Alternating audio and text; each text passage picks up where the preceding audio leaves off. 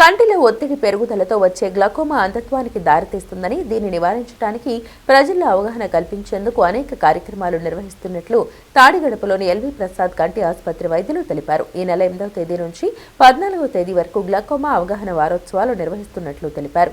కంటి చూపు పోకుండా నీటి కాసులను ముందుగానే గుర్తించి చికిత్స ముందుగానే ప్రారంభిస్తే కంటి చూపును కాపాడవచ్చని కంటి వైద్యులు పేర్కొన్నారు. కంటిలో ఒత్తిడి పెరుగుదలతో వచ్చే గ్లకోమా అంధత్వానికి దారితీస్తుందని దీన్ని నివారించడానికి ప్రజల్లో అవగాహన కల్పించేందుకు అనేక కార్యక్రమాలు నిర్వహిస్తున్నట్లు తాడిగడపలోని ఎల్వి ప్రసాద్ కంటి ఆసుపత్రి వైద్యులు తెలిపారు. ఈ సందర్భంగా నిర్వహించిన విలేకరుల సమావేశంలో ఆసుపత్రి గ్లకోమా వైద్య నిపుణులు దీప్తి, సుకన్య, దివ్య మాట్లాడారు. నీటి కాసులు అంటే ఏమిటి, కంటి నేరంపై ఒత్తిడి పెరగడం వల్ల కంటికి కలిగే దుష్ప్రభావాలను వారు వివరించారు. 40 ఏళ్లు దాటిన తర్వాత ప్రతి ఒక్కరూ క్రమం తప్పకుండా ఏడాదికి ఒక్కసారైనా పూర్తి కంటి పరీక్షలు చేయించుకోవాలని సూచించారు. చిన్నపిల్లల్లో కూడా గ్లకోమా వస్తోందన్నారు.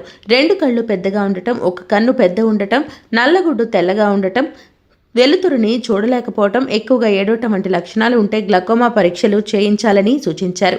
కంటి చూపు పోకుండా ముందుగానే గుర్తించి చికిత్స ముందుగా ప్రారంభిస్తే కంటి చూపును కాపాడవచ్చని ఎల్వి ప్రసాద్ కంటి ఆసుపత్రి వైద్య నిపుణులు హెచ్చరించారు. నరం దెబ్బతిందాం. సో గ్లకోమా ఉంది అని ఒకరికి తెలీదు.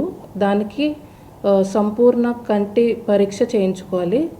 సంపూర్ణ కంటి పరీక్ష అంటే కంట్లో చూపు చెక్ చేయడం, కంటి ఒక ప్రెషర్ చెక్ చేయడం, వెనకాల నరం చెక్ చేయడం అన్నది జరుగుతుంది. ఈ నరం పరీక్ష అప్పుడు మీ డాక్టరు నరం చూసి ఒకవేళ నీటి కాసులు ఉంటే అది మీకు చెప్పడం అన్నది జరుగుతుంది. గ్లకోమా ఉన్నట్టు ఎర్లీ స్టేజ్లో పేషెంట్కి అన్నది తెలీదు. సో 40 సంవత్సరాల తర్వాత ప్రతి సంవత్సరానికి ఒకసారి కంటిలో ఒక ప్రెషర్ లేజర్ అనేది ఉంటుంది. లేకపోతే ఒకవేళ డ్రాప్స్తో కూడా కంట్రోల్ అవ్వట్లేదు అంటే ఆ తర్వాత సర్జరీ అనేది చేస్తారు.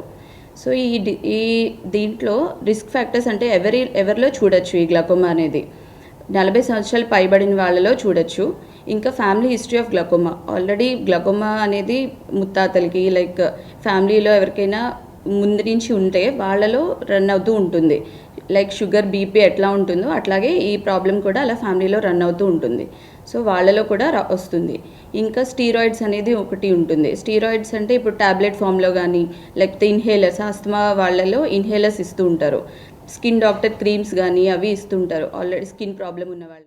కంటి సమస్యలు మనం కనుక్కోలేము. తప్పనిసరిగా వాళ్ళని కళ్ళ డాక్టర్ దగ్గరికి తీసుకెళ్ళి పరీక్ష చేస్తే వాళ్ళకి కంటిలో ఉన్న వ్యాధుల గురించి తెలుస్తుంది. అందులో ఒకటి గ్లకోమా.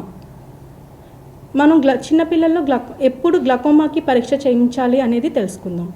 చిన్నపిల్లల్లో 2 కళ్ళు పెద్దగా ఉండటం కానీ లేదు ఒక కన్ను పెద్దగా ఉండటం